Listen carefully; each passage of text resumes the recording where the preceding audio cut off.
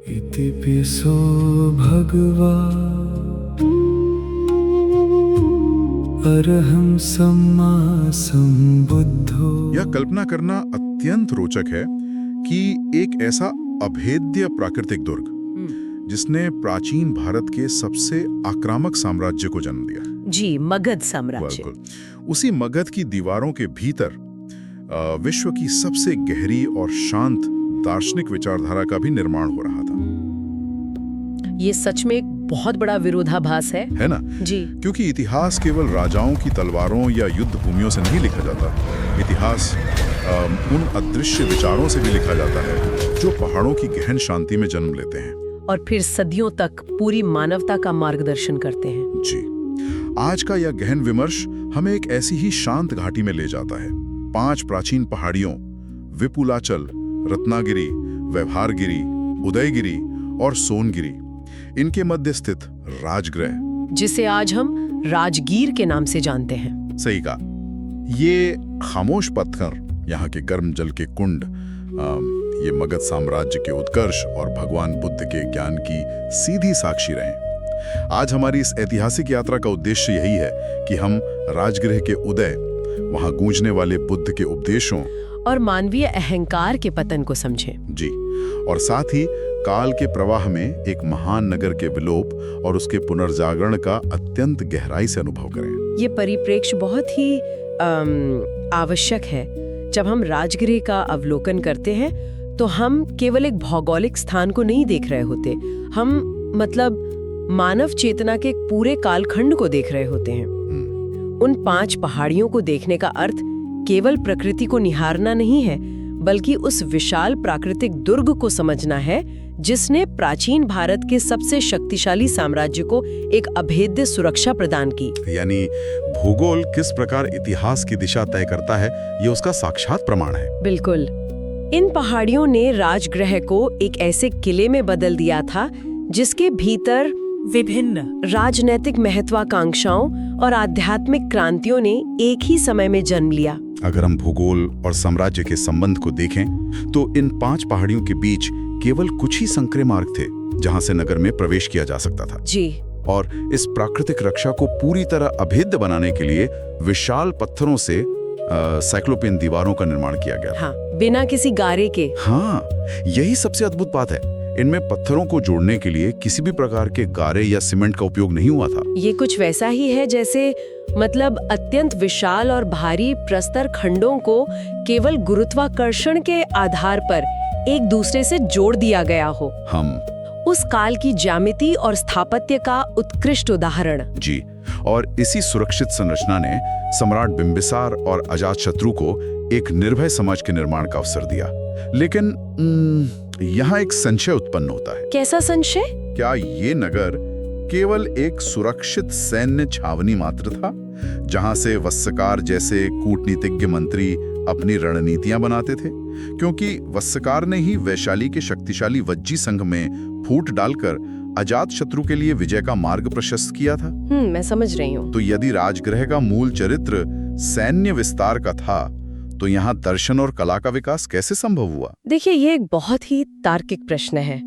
सतह से देखने पर ऐसा लग सकता है कि ये केवल एक सैन्य केंद्र था, लेकिन वास्तव में ये सुरक्षा ही वो कारण थी जिसने राजगृह को एक बहुआयामी समाज में विकसित होने का अवसर दिया। यानी जब बाहरी आक्रमण का भय नहीं होता, तब समाज में कुछ नया पनपता है। बिल्कुल, जब भय नहीं होता तभी किसी समाज में दर्शन, व्यापार और कला निर्बाध रूप से फलते फूलते हैं। राजगृह केवल तलवारों की झंकार तक सीमित नहीं रहा। यह एक मिश्रित संस्कृति का महान केंद्र बन गया। यदि हम उस कालखंड का ऐतिहासिक परिदृश्य देखें तो मतलब एक अत्यंत जीवंत और सहिष्णु समाज दिखाई देता है। यहाँ विभिन्न परंपरा के अनुयायी अपनी गहन साधना कर रहे थे। और जैन परंपरा भी वही थी। जी, जैन धर्म के 24वें तीर्थंकर भगवान महावीर विपुलगिरी और अन्य पहाड़ियों पर अपने उपदेश दे रहे थे, और उसी वायु में भगवान बुद्ध का धम्म सांस ले रहा था। अद्भुत। ये वह संक्रमण काल था जहां पूरी दुनिया में वैचारिक क्रांतियां हो रही थीं, और राजगृह उस बौद्धिक सहिष्णुता का केंद्र था जहां विभिन्न दार्शनिक धाराएं बिना किसी रक्त रंजित संघर्ष के एक साथ प्रवाहित हो रही थीं। यही वो बिंदु है जहां राजगृह की कथा एक अत्यंत नाटकीय मोड़ लेती है। राजनीति से मुड़कर अध्यात्म के एक बहुत गहरे मार्ग पर प्रवेश करती है। सिद्धार्थ के प्रवेश के साथ जी, एक युवा सन्यासी सिद्धार्थ सत्य की खोज में अपने राजसी वस्त्र त्याग कर पहली बार इसी राजगृह में प्रवेश करते हैं।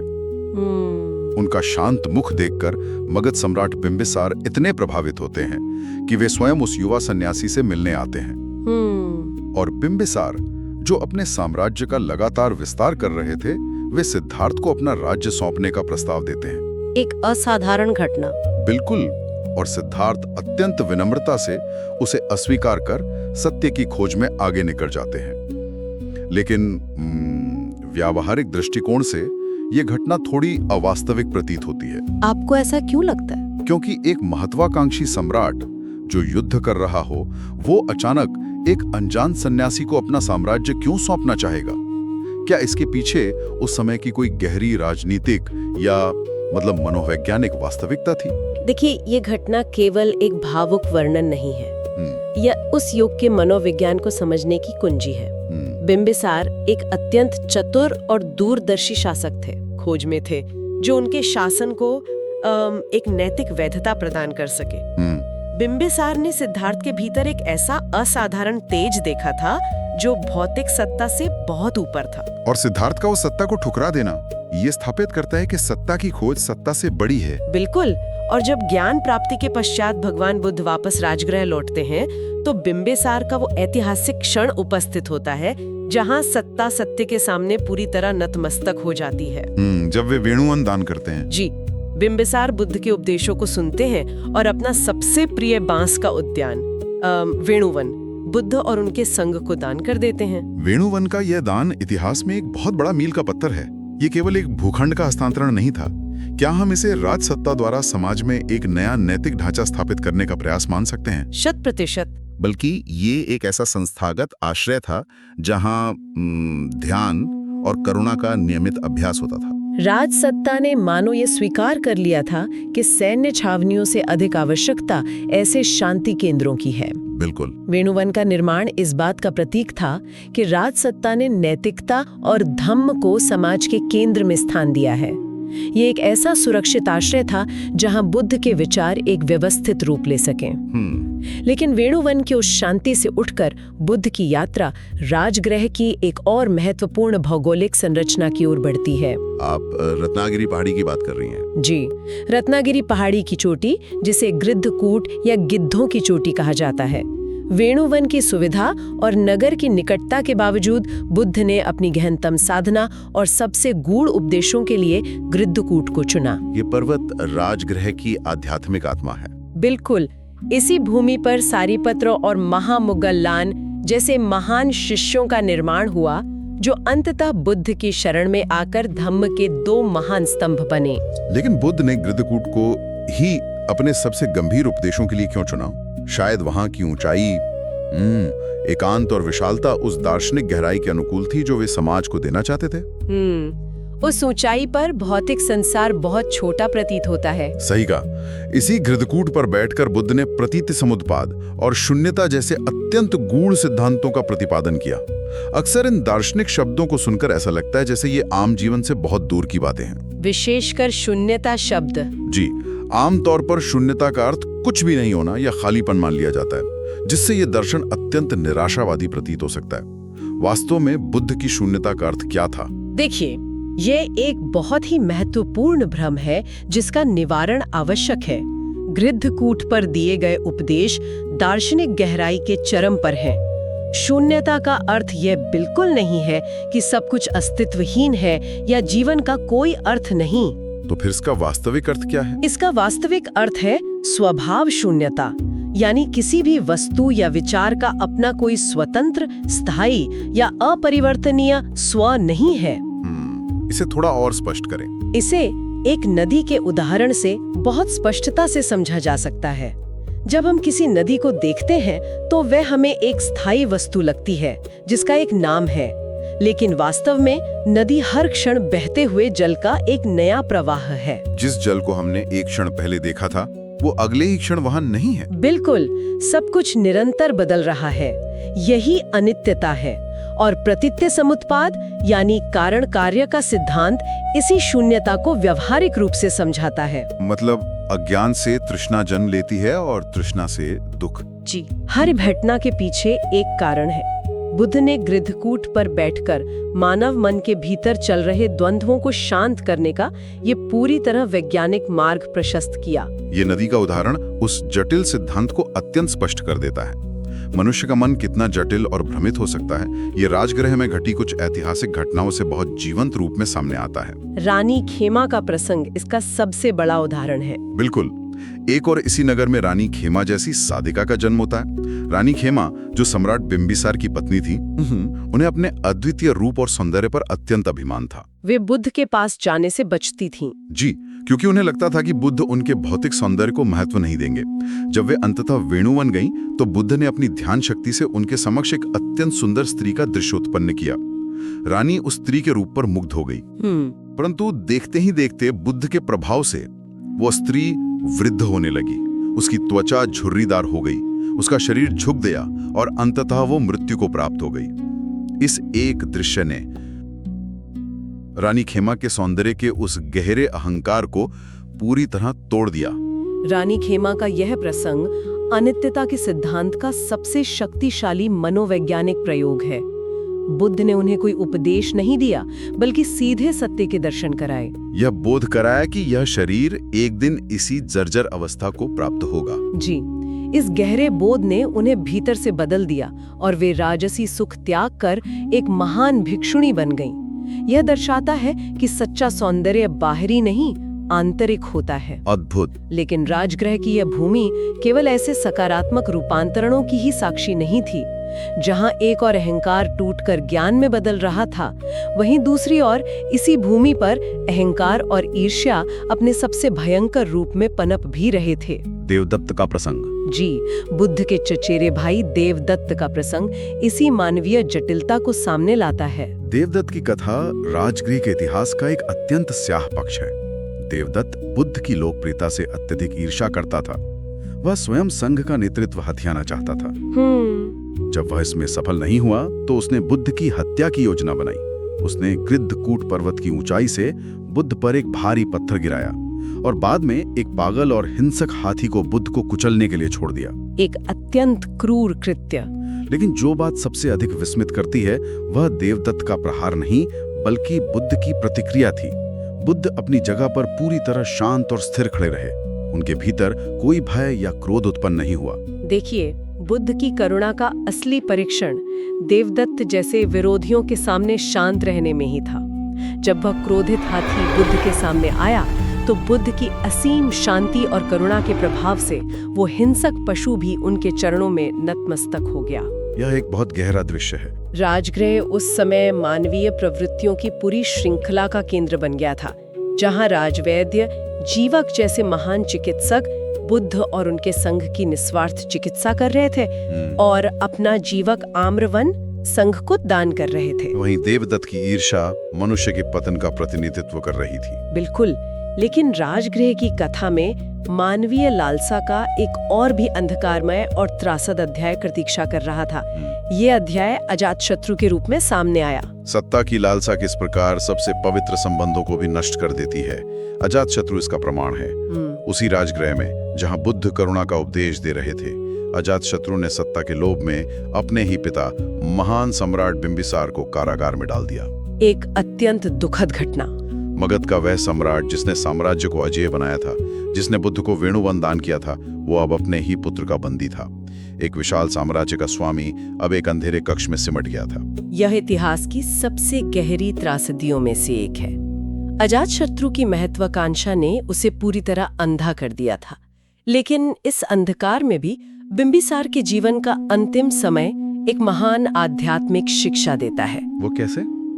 बिंबिसार को जिस कारागार में रखा गया था, वहां से केवल एक ही दृश्य स्पष्ट दिखाई देता था, गृद्धकूट पर्वत की चोटी।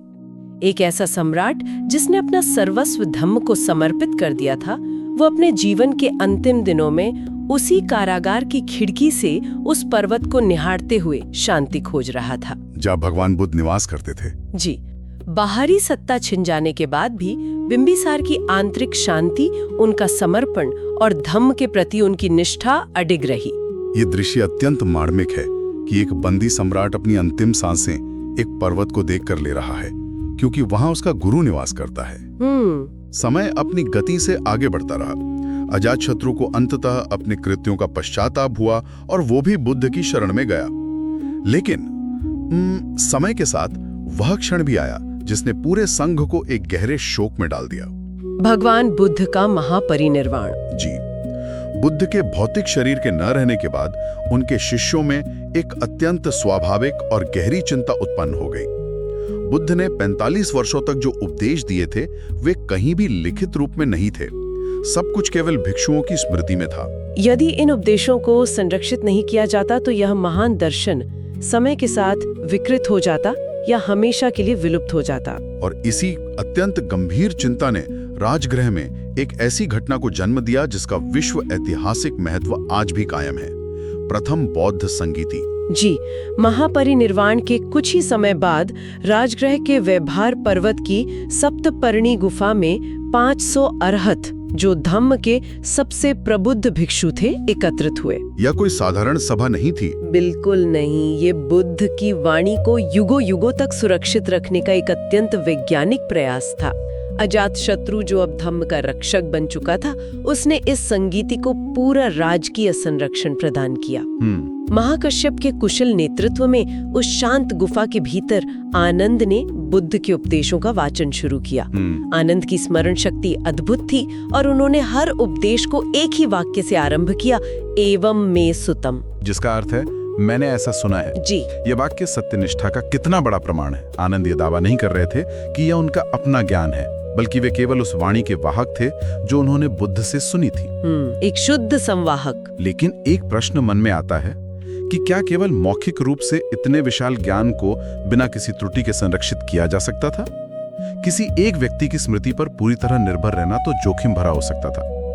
इस प्रक्रिया में त्रुटियों से कैसे बचा गया? देखिए, ये बौद्ध संघ की सबसे बड़ी उपलब्धि थी। ये ज्ञान किसी एक व्यक्ति की स्मृति पर निर्भर नहीं छोड़ा गया। ये सामूहिक स्मृति का एक अभेद्य तंत्र था। वो कैसे कार्य करता था? जब आनंद किसी उपदेश का वाचन करते थे तो वहां उपस्थित सभी 500 अरहत उसका अत्यंत ध्यानपूर्वक श्रवण करते थे और फिर एक साथ उसका सस्वर पाठ करते थे। जब तक सभी 500 भिक्षु इस बात पर पूर्णतः सहमत नहीं हो जाते कि बुद्ध ने बिल्कुल यही शब्द कहे थे, तब तक उसे धम्म का हिस्सा नहीं माना जाता था। जी, यदि राजगृह की उस शांत सप्तपर्णी गुफा में उन 500 अरहतों द्वारा बुद्ध के उपदेशों का ये सामूहिक संकलन न हुआ होता तो मानवता वास्तव में एक महान दर्शन से हमेशा के लिए वंचित रह जाती। ज्ञान का वो मौखिक प्रवाह वही टूट जाता और आने वाली पीढ़ियां धम्म के उस प्रकाश को कभी नहीं देख पाती। बुद्ध की वाणी को तो सुरक्षित कर लिया गया, हाँ। लेकिन काल चक्र कभी किसी के लिए नहीं रुकता। जो नगर अपने चरमोत्कर्ष पर होता है उसका पतन या स्वरूप परिवर्तन भी निश्चित होता है। ये भी अनित्यता ही है। बिल्कुल। अजातशत्रु के बाद की सदियों में मगध साम्राज्य की भू राजनीतिक आवश्यकताएं बदली। साम्राज्य का विस्तार हुआ और व्यापारिक मार्गों पर नियंत्रण के लिए राजधानी को राजगृह से गंगा के तट पर स्थित पाटलिपुत्र स्थानांतरित कर दिया गया। सत्ता का केंद्र बदलते ही राजगृह की नियति भी बदल गई। ये महान नगर, जो कभी दर्शन और राजनीति का हृदय था, धीरे धीरे अपने एकांत में डूबने लगा। जब राजधानी पाटलिपुत्र गई तो राजगृह का राजकीय संरक्षण भी समाप्त हो गया। सदियों के प्रवाह में अन्य परिवर्तनों के कारण राजगृह के विहार और स्तूप उपेक्षा का शिकार होने लगे। जी। 5वीं सदी में जब चीनी भिक्षु फाहियान भारत आए और उनके बाद 7वीं सदी में जब ह्वेनसांग राजगृह पहुंचे तो उनके यात्रा विवरणों में इस नगर के वीरान होने का अत्यंत सजीव चित्रण मिलता है। एक गहरा सन्नाटा, केवल खंडर, सूखी हुई घास और जंगली जानवर बचे थे। एक जीवंत नगर जिसने विश्व को सबसे बड़े दार्शनिक विचार दिए, वह मिट्टी की परतों के नीचे दफन हो गया था। ये एक बहुत ही विचारणीय स्थिति है कि कैसे महान से महान सभ्यताएं भी समय की धूल में छिप जाती हैं। सदियों तक राजगृह विस्मृति के अंधकार में सोया रहा, लेकिन जो विचार शाश्वत होते हैं वे कभी पूरी तरह नष्ट नहीं होते। वे बस अपने पुनर्जागरण की प्रतीक्षा करते हैं। सही कहा। 19वीं सदी में ब्रिटिश काल के दौरान अलेक्जेंडर कनिंघम जैसे पुरातत्वविदों ने राजगृहों को फिर से खोजने का भगीरथ प्रयास शुरू किया और उनका सबसे बड़ा आधार बने उन्हीं चीनी यात्रियों फाहियान और वेनसांग के यात्रा विवरण। उन ग्रंथों ने एक मार्गदर्शक का काम किया। जी। उन दिशा निर्देशों के आधार पर ही मिट्टी हटाई गई और सदियों से दबे वेणुवन, सप्तपर्णी गुफा और वे साइक्लोपियन दीवारें फिर से दुनिया के सामने उभर कर आईं। ये राजगृह का पुनर्जन्म था। ये इतिहास की परतों से सत्य का बाहर आना था। लेकिन राजगृह का वास्तविक पुनर्जागरण केवल ईंटों के बाहर आने से नहीं हुआ। तो ये पुनर्जागरण कब पूर्ण हुआ? ये पुनर्जागरण तब पूर्ण हुआ जब आधुनिक काल में रत्नागिरी पर्वत की उसी चोटी पर जापानी बौद्ध भिक्षुओं, विशेषकर निचिदात्सु फूजी के अथक प्रयासों से विश्व शांति स्तूप का निर्माण किया गया। द्वितीय विश्व युद्ध के विनाश के बाद। जी, परमाणु हथियारों की विभीषिका के बाद पूरी मानवता को जिस शांति और अहिंसा के संदेश की सबसे अधिक आवश्यकता थी, उसे पूरे विश्व में प्रसारित करने के लिए फिर से उसी राजगृह को चुना गया। ये राजगृह की वैश्विक प्रासंगिकता की एक शानदार वापसी थी। यह प्रमाणित करता है कि अजात शत्रु के युद्ध का साम्राज्य मिट गया, वे अभेद्य साइक्लोपियन दीवारें खंडहर बन गई, लेकिन भगवान बुद्ध की करुणा का साम्राज्य, जो बिना किसी हथियार के खड़ा किया गया था, वह आज भी विश्व के करोड़ों हृदयों में जीवित है।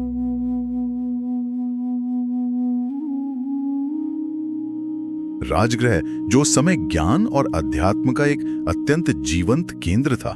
जी, और यहीं निवास करते थे राजवैद्य जीवक, जो सम्राट बिंबिसार के वैद्य थे, जिनकी शल्य चिकित्सा और आयुर्वेद के ज्ञान की चर्चा पूरे मगध में थी। सत्य कहा आपने। जीवक केवल एक वैद्य नहीं थे, मतलब तक्षशिला में गहन अध्ययन के बाद उनके हाथों में जो जीवन रक्षक कौशल था वो अद्भुत था। लेकिन विडंबना देखिए, मानवता के लिए उनकी सबसे महान विरासत कोई विशाल औषधालय नहीं था, बल्कि एक साधारण सा आम्रवन था, जीवक का आम्रवन। ये विरोधाभास वास्तव में बहुत गहरा है और ध्यान देने योग्य है। उनके हृदय में बुद्ध और भिक्षु संघ के प्रति कह सकते हैं एक असीम करुणा और निस्वार्थ श्रद्धा थी। यहीं पर एक स्वाभाविक प्रश्न उठता है। मेरा मतलब है, उस युग में तो बड़े बड़े सम्राट भगवान बुद्ध को अपने विशाल महल अर्पित करने को तत्पर रहते थे, फिर एक वैद्य का ये आम्रवन ही इतना ऐतिहासिक कैसे बन गया? इसे समझने के लिए हमें उस स्थान की भौगोलिक और मनोवैज्ञानिक संरचना को देखना होगा। ये आम्रवन गृद्धकूट पर्वत की तलहटी में स्थित था। जी। गृद्धकूट पर्वत की अचल चट्टानें तेज हवाओं के शोर को रोकती थीं और एक गहरी प्राकृतिक नीरवता उत्पन्न करती थीं। तो एक तरह से हम कह सकते हैं कि जैसे एक वैद्य शरीर की पीड़ा शांत करता है, वैसे ही ये आम्रवन मन की चंचलता को ठहराव देता था। बिल्कुल, यही इस स्थान की सबसे बड़ी विशेषता थी। ध्यान की गहराई में उतरने के लिए जिस प्राकृतिक ठहराव की आवश्यकता होती थी, वो वहां स्वयं उपलब्ध था। मगध की चिलचिलाती धूप में आम्रवन की सघन हरियाली एक गहरा शीतल आश्रय देती थी। और क्या ऐसा नहीं है कि जीवक के इस आम्रवन में रहने से भिक्षु संघ को एक विशेष प्रकार का सुरक्षित वातावरण भी मिल रहा था? हाँ, यह एक अत्यंत महत्वपूर्ण बिंदु है। इसे हम प्राचीन विश्व का एक प्रारंभिक आरोग्य और साधना केंद्र मान सकते हैं, जहाँ चिकित्सा और अध्यात्म दोनों एक साथ प्रवाहित हो रहे थे। जी, भिक्षु कठोर दिनचर्या और ध्यान करते थे, तो उनके शरीर पर जो प्रभाव पड़ता था, उसकी देखभाल के लिए मगध का सर्वश्रेष्ठ वैद्य वहां उपस्थित था। राजमहलों में मोह और राजनीति होती है, लेकिन उस आम्रवन में केवल करुणा और आरोग्य था। शरीर निरोगी हो तभी चित्त धम्म की गहराई में उतर सकता है। सत्य है। और इसीलिए भगवान बुद्ध ने इस स्थान को इतना महत्व दिया। इसी आम्रवन को जीवक ने पूर्ण रूप से बुद्ध और भिक्षु संघ को समर्पित कर दिया था। यह केवल भूमि का दान नहीं था, इसी पावन भूमि पर भगवान बुद्ध ने अनेक सुत्तों का उपदेश दिया। जी, सुत्त जो भगवान बुद्ध के उपदेश और संवाद हैं, जिन्हें बाद में संघ द्वारा संकलित किया गया। बिल्कुल, सुत्त यानी वो सूत्र जो ज्ञान को बांध कर रखता है। जीवक का वो समर्पण वास्तव में एक ऐसा सुरक्षित आश्रय निर्मित करना था जहां से बुद्ध की वाणी सुत्तों के रूप में निर्बाध प्रवाहित हो सके।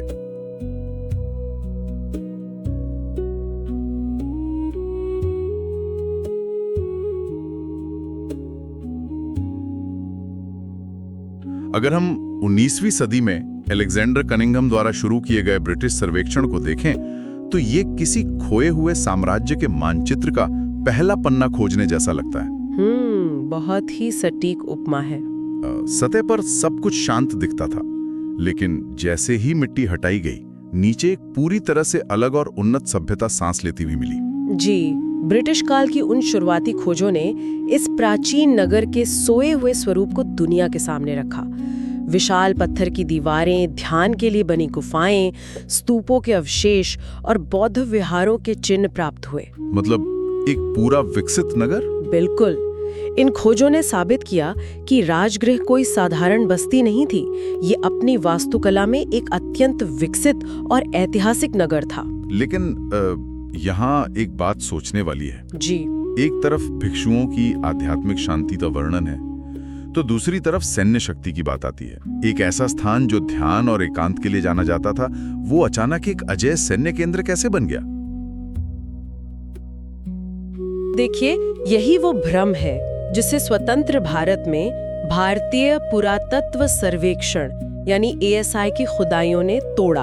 अच्छा। जब गहराई से वैज्ञानिक अध्ययन हुआ तो अजातशत्रु के किले, मणियार मठ और जीवक आम्रवन के स्पष्ट प्रमाण मिले। जीवक आम्रवन यानी उस दौर के प्रसिद्ध वैद्य जीवक का अस्पताल और आम का बागीचा। सही। जी बिल्कुल। और सबसे चौंकाने वाली खोज थी साइक्लोपियन वॉल। 5 पर्वतों की प्राकृतिक प्राचीर ने इसे एक ऐसा प्राकृतिक दुर्ग बना दिया था जिसे बाहरी आक्रमणकारियों के लिए भेदना लगभग असंभव था। दस्तावेजों में इस साइक्लोपियन वॉल की तकनीक का जो जिक्र है वो सच में अचंभित करता है।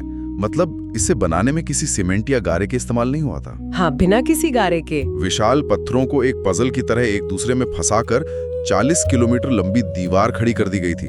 आज हम आधुनिक सुरक्षा की बात करते हैं, लेकिन हजारों साल पहले उनका ये रक्षा तंत्र आज से भी ज्यादा उन्नत था।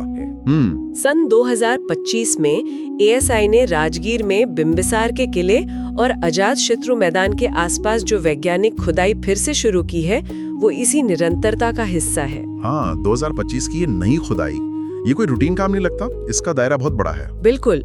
इसका मुख्य उद्देश्य केवल खंडहर खोजना नहीं है, ये प्राचीन मगध की वास्तविक नगर संरचना और उसकी रक्षा प्रणाली के काम करने के तरीके को गहराई से समझने का एक वैज्ञानिक प्रयास है। यानी इतिहास को फिर से जोड़ना। जी। नई ईंट संरचनाओं और प्राचीन दीवारों के जो ताजा संकेत मिल रहे हैं, वे बुद्धकालीन इतिहास की उन कड़ियों को जोड़ रहे हैं जो अब तक स्पष्ट नहीं थी। ये पूरी प्रक्रिया भावी पीढ़ियों के लिए इस महान ऐतिहासिक विरासत को सहेजने का एक अत्यंत महत्वपूर्ण कदम है। सही बात है। इतिहास कभी पूरी तरह मौन नहीं होता, वो बस सही समय पर सामने आने की प्रतीक्षा करता है। और राजगृह की ये भूमि इसका सबसे प्रामाणिक उदाहरण है। इस खामोश घाटी की ओर देखें।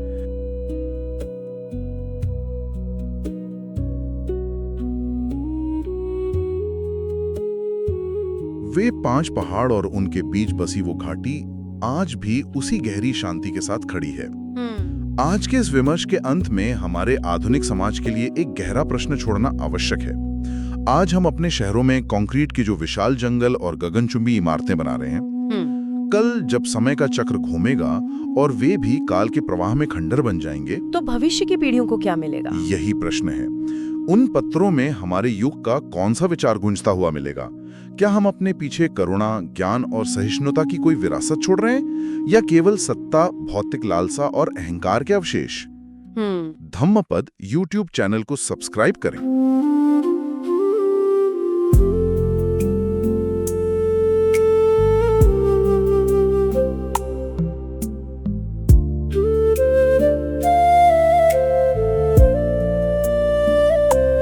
चरथ भिक्खवे चारिकं बहुजन हिताय बहुजन सुखाय लोकानुकंपाय